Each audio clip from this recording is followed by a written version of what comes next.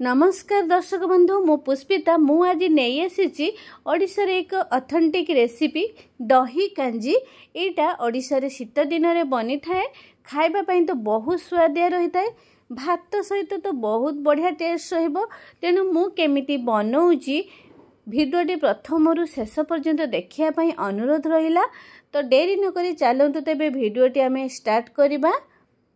एठी देखंतु मो परिबा भितरे कौन सब परिबा नेइची। एठी मु गोटे कखारु नेइची एमिति माने क्यूब पीसेस रे काटिकी तार जो चोपा को छड़ेकी नेइची। गोटे बड़ साइज रो मूला को धोईकी एमिति ताको राउंड शेप रे काटी नेइची। एठी भेंडी नेइची भेंडी को मध्य धोईकी ताको काटिची। प्रथम रु ताको काटिकी पानी रे पकेबेनी लालुआ रहिबो। एठी देखंतु मो छुंको पई कौन सब नेइची। एठी दुईटी मीडियम साइज रो टमाटो को एमती स्लाइसेस करके काटी देची। आ 10-12 कला रसुण एमती चोपा छड़ेकी रखीची। 5 फुटण छुंको दबा पई व्यवहार होबो। एठी दुईटा सुखिला लंका नेइची। तेबे प्रथम कोन करिबा ना कढ़े गैस रे बसई दबा। कढ़े बसे की गोटे चामच मुझे कुकिंग ऑयल दे देइची। ऑयल टा गरम हैला परे आमे जो भेंडी को काटिक रखिथिला ना तो से सब को देकी गोटे मिनिट पई एमती फ्राई करिबा। तो जदि आमे कंचा भेंडी एठी पकेबा ना तो लालुआ माने लालुआ लागिवो। तेणु आमे ताकू टिके हल्का फ्राई कर दबा।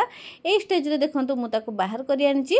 तो एठी कढ़ई रे माने सेई कढ़ई रे आउ जो परिबा थिला कखारु मूला को दे दबा। एई जगह रे भी आपण माने दे परिबे बीन्स गाजर भी दे परिबे आपनकर पसंदर परिबा माने बैगण भी दे परिबे। तो मु एतिको परिबा देइची। ए सब को हल्का 1-2 सेकंड रे एमती हल्का फ्राई करी की तो परिबा हिसाब रो पानी दे दबा। एठी परिबा को सिझिया पई तो परिबा हिसाब रे भी लूण दे दबा हळदी दे दबा। देखंतु ए सब को देकी ताकू भलो भाबरे मिक्स करि दबा।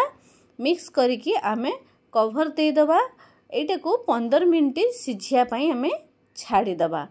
एठी परिबा सिझेबा भितरे आमे कोन करिबा ना गोटे बाउल ले एठी दही नबा। गोटे बड़ माने कप रे मु गोटे कप दही नेइची। सिथरे मु दे देइची तो दही हिसाब रे लूण आ 3 बड़ चामच चाउळ चूना आ जीरा पाउडर देकी ए सब को भलो भाबरे आमे मिक्स कर दबा। दहीटा प्लेन हवा जाए के आमे एमती फेंटिबा तो भलो भाबरे ये गोटे फाइन पेस्ट ही जिवो बनी जिवो। तो तापर आमे देखिबा। देखंतु एठी हमर परिबा ऑलरेडी 50% कुक हे येची। आ अधिक कुक करबानी आमे दही रे भी आ 50% सिझी जिवो।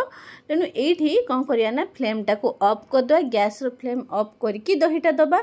जदि ऑन करके दउथिबे तो दहीटा फाटी जिवो छेना छिड़ी जिवो। तेनु आमे गैस रो फ्लेम ऑफ हबो विथ परिबाटा टिके हल्का ठंडा है जिवो। ए स्टेज रे आमे दही देकी गोळे दबा।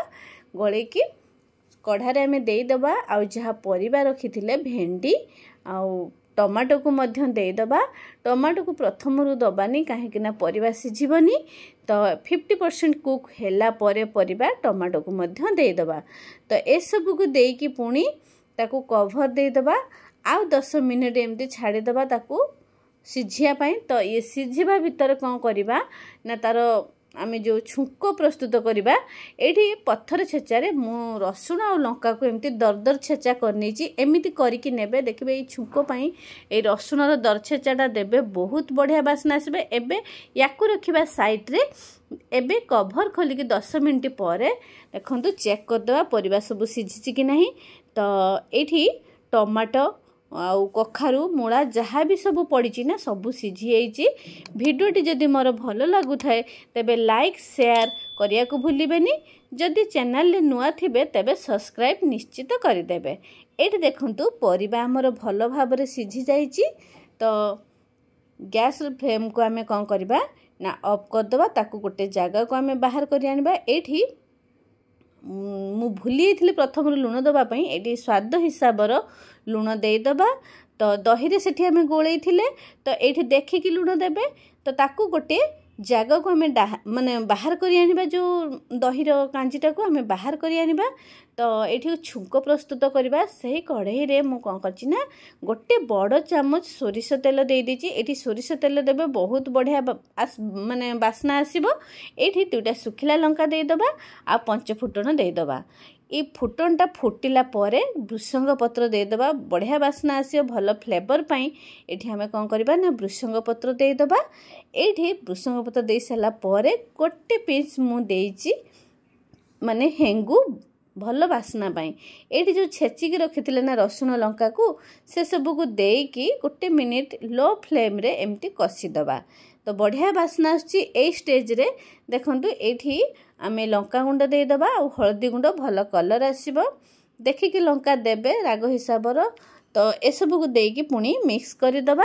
ए स्टेज रे गैस फ्लेम को अप लो रखिबा तो आमे बघारी दबा जो सिझे की रखिथिले दही आ परिबा से सब को दे दबा एमिति ताकू पुणी भल भाबरे मिक्स कर दबा तो मिक्स करिके ताकू पुणी आमे किछि समय पई 5 मिनिट पई पुणी मीडियम फ्लेम रे फुटिया पई ताकू छाड़ी दबा।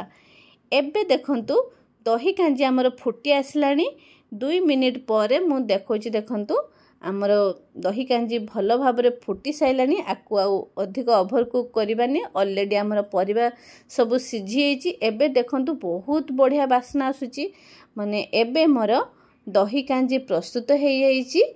यही भाया कांजीटा आपण मैंने बनइबे शीत दिन रे स्पेशली ये कांजीटा बहुत बढ़िया माने भल लगे आउ जेहेतु मुझे दही खाली नुह चाउल चूना रे बनईची तो कहीं कहीं भी बेसन यूज करती तो मुझे चाउल चूना यूज करची चाउल चूना रे बनईकी थरे देखिए बहुत बढ़िया रहिबो आ बहलिया रहिबो कांजीटा टेस्ट मध्य बढ़िया रहिबो। तो मु आपण मानकू दही कांजी गोटे प्लेट देखंतु सर्व करके देखौची रेडी हो जाइए सर्व पाई। तो यही भाया घरे थरे बनातु कांजीर रेसिपी आपण फैमिली मानक सहित शेयर करंतु कांजीटी कि भाया आपण मानक लागला तो तार अनुभूति मते कमेंट रे शेयर करंतु। आउ सेते पर्यंत मु रहूची आउ एक नुआ रेसिपी नहीं कि आपण मानक पाखु को आसीबी। जय जगन्नाथ।